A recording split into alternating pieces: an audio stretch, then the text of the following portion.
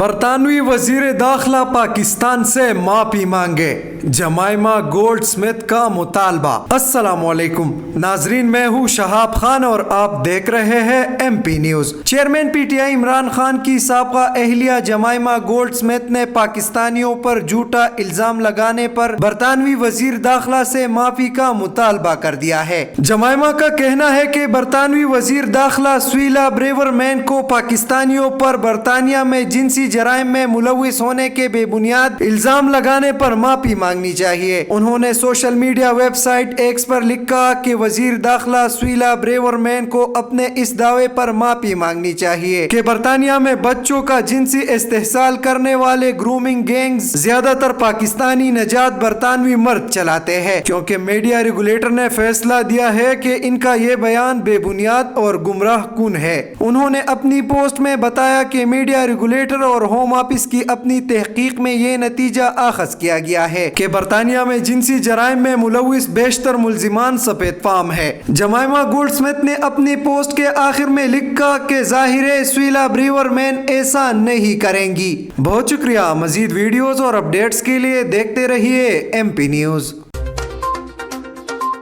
M P news Swat سمیت ملکی اور غیر ملکی خبریں آپ تک پہنچائے سب سے پہلے۔